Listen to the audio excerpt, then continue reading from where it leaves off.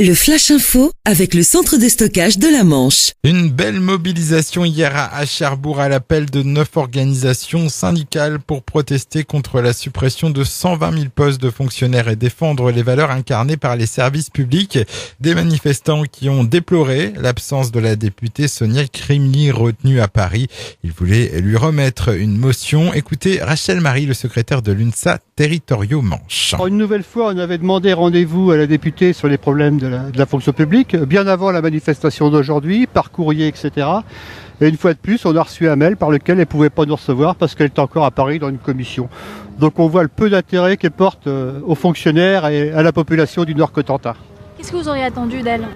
Au moins lui passer le message que les fonctionnaires sont mécontents, en particulier sur le pouvoir d'achat, sur les suppressions d'emplois qu'elle s'apprête à voter à l'Assemblée. Donc elle est complice de cette politique, on comprend mieux pourquoi aujourd'hui elle refuse de nous recevoir.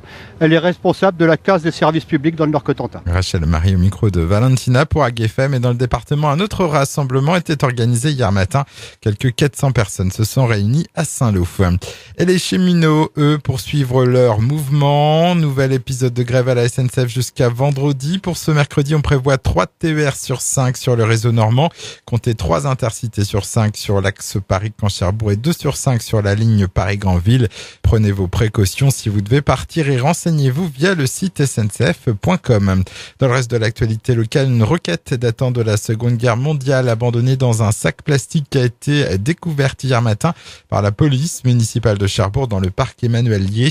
Rapidement, un périmètre de sécurité a été dressé. Le centre des minages de Caen est ensuite intervenu pour emmener et détruire l'engin explosif.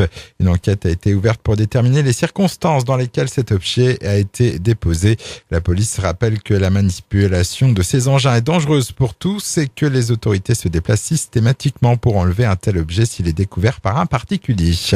Une grosse frayeur hier sur la nationale 174. Un automobiliste a pris la voie en contresens au niveau de Condé-sur-Vire et il a roulé près de 14 km.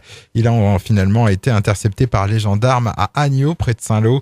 Entre-temps, plusieurs voitures sont entrées en collision, mais heureusement, aucun blessé n'est à déplorer. Le conducteur en état de choc n'a pu être entendu par les services de gendarmerie. Il a été admis à l'hôpital mémorial de Saint-Lô. Et puis, un record de participation pour les Sentiers de la Hague, organisé le week-end dernier par l'association Les Hagueurs. Cette 31e édition enregistrait plus de 1500 participants. Au départ du manoir du Tour de Montville-la-Rogue, plusieurs parcours étaient proposés, que ce soit en VTT, trail ou en randonnée.